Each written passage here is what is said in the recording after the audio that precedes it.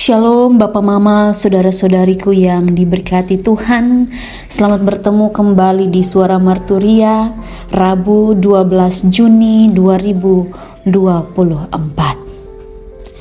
Hari ini kita akan merenungkan bagian firman Tuhan yang terambil dari Yakobus 2 ayat 1 hingga ayatnya yang ke-13. Sebelum kita membaca dan merenungkan bagian firman Tuhan ini, mari kita berdoa. Bapa di sorga, Bapa yang kami sembah lewat anak-Mu Yesus Kristus, kami bersyukur ya Bapa, karena atas kasih dan kemurahan-Mu kami boleh ada sampai dengan saat ini. Kami akan membaca dan merenungkan bagian firman-Mu. Mari Engkau memberkati kami, sehingga ketika kami membaca dan merenungkan firman-Mu, kami boleh mengerti dan melakukan itu dalam kehidupan kami setiap hari. Berfirmanlah kepada kami, karena kami sudah siap untuk mendengarkannya. Amin. Yakobus 2 ayat 1 hingga ayatnya yang ke-13. Di bawah perikop, jangan memandang muka. Saudara-saudaraku, sebagai orang yang beriman kepada Yesus Kristus, Tuhan kita yang mulia, janganlah iman itu kamu amalkan dengan memandang muka. Sebab jika ada seorang masuk ke dalam kumpulanmu dengan memakai cincin emas dan pakaian indah, dan datang juga seorang miskin ke situ dengan memakai pakaian borok, dan kamu menghormati orang yang berpakaian indah itu dan berkata kepadanya, silakan Tuan duduk di tempat yang baik ini, sedang kepada orang yang miskin itu kamu berkata, berdirilah di sana, atau duduklah di lantai ini dekat tumpuan kakiku. Bukankah kamu telah membuat pembedaan di dalam hatimu dan bertindak sebagai hakim dengan pikiran yang jahat? Dengarkanlah hai saudara-saudara yang kukasihi.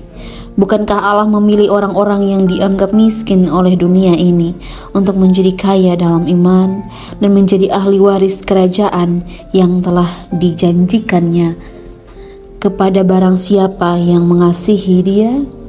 Tetapi kamu telah menghinakan orang-orang miskin. Bukankah justru orang-orang kaya yang menindas kamu dan yang menyeret kamu ke pengadilan?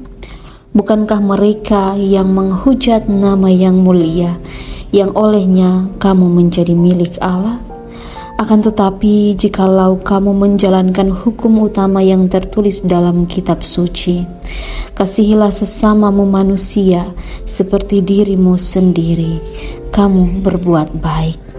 Tetapi jikalau kamu memandang muka, kamu berbuat dosa, dan oleh hukum itu menjadi nyata bahwa kamu melakukan pelanggaran. Sebab barang siapa menuruti seluruh hukum itu, tetapi mengabaikan suatu bagian daripadanya, ia bersalah terhadap seluruhnya. Sebab ia yang mengatakan, jangan berzinah, ia mengatakan juga, jangan membunuh. Jadi jika kamu tidak berzinah tetapi membunuh, maka kamu menjadi pelanggar hukum juga. Berkatalah dan berlakulah seperti orang-orang yang akan dihakimi oleh hukum yang memerdekakan orang. Sebab penghakiman yang tak berbelas kasihan akan berlaku atas orang yang tidak berbelas kasihan. Tetapi belas kasihan akan menang atas penghakiman. Demikian jauh pembacaan firman Tuhan. Yang dikatakan berbahagia adalah setiap kita yang tidak hanya membaca, tapi juga mau melakukan firman Tuhan dalam hidup setiap hari. Bapak, Mama, saudara-saudariku yang diberkati Tuhan, tema yang membimbing kita adalah adil dan berbelas kasih. Kita dituntut untuk terus melakukan keadilan, dan juga bagaimana berbelas kasih dengan sesama kita. Kita sering mengatakan bahwa kita ini adalah orang-orang Kristen. Kita ini adalah orang-orang yang beriman kepada Yesus Kristus.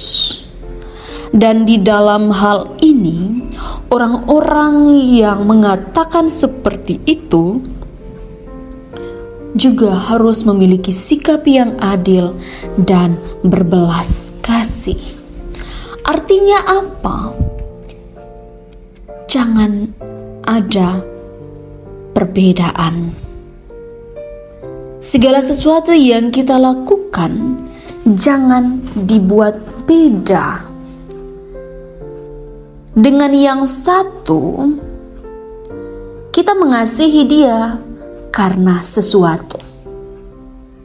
Mungkin karena keluarga, mungkin karena teman baik, mungkin karena sahabat, mungkin karena teman pelayanan, atau mungkin karena ada kepentingan khusus sehingga kita berbuat baik. Tetapi bagaimana dengan orang yang kemudian tidak ada kepentingan di sana? Apa yang kita lakukan? Apa respon kita terhadap perbedaan itu?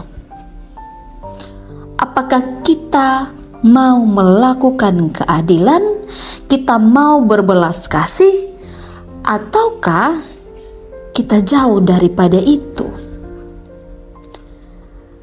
Dalam pembacaan kita, Rasul Yakobus dia mengajarkan bahwa semua orang tuh ingin mendapatkan perlakuan yang adil.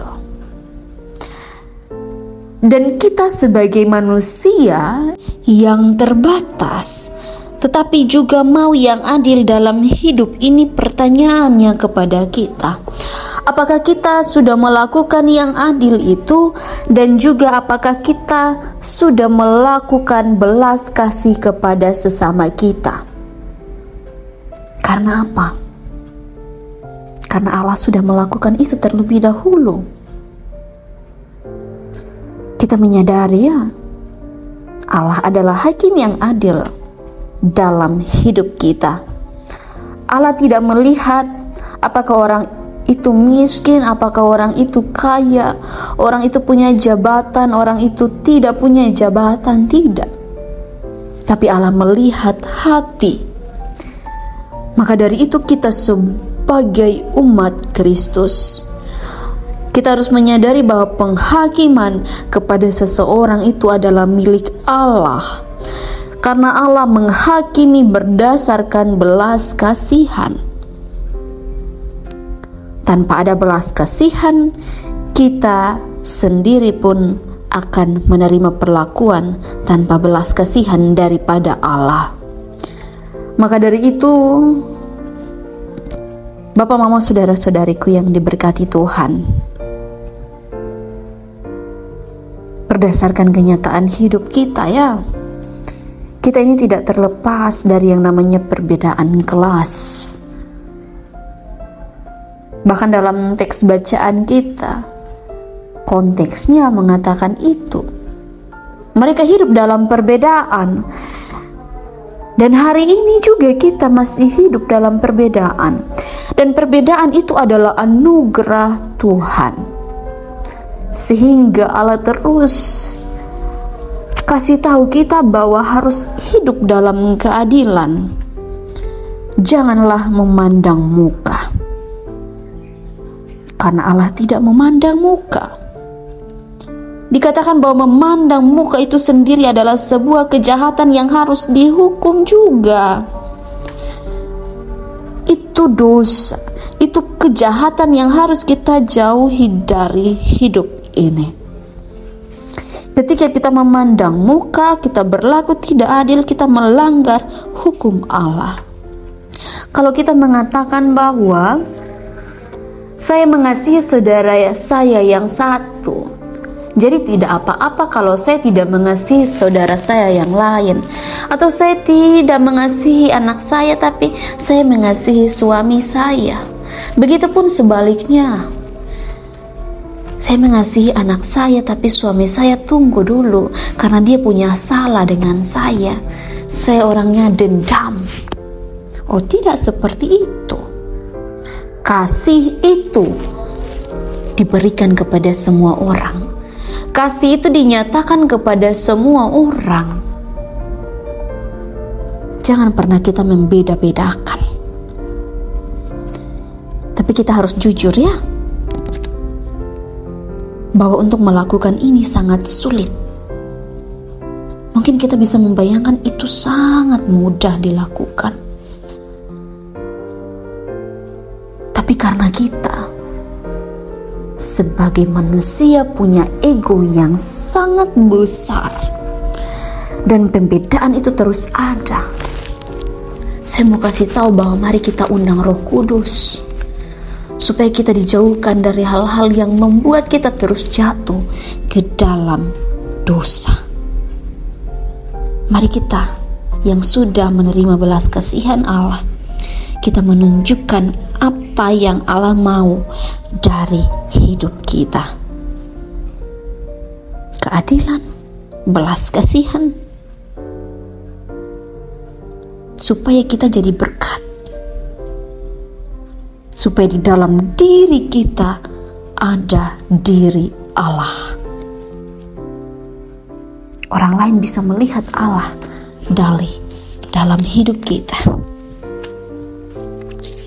Roh Kudus menolong saya, menolong Bapak Mama, saudara-saudariku sekalian. Amin. Mari kita berdoa. Bapa di sorga, terima kasih atas firman-Mu bagi kami. Biarlah kami menjadi orang-orang yang takut akan Tuhan. Orang-orang yang tidak membeda-bedakan muka.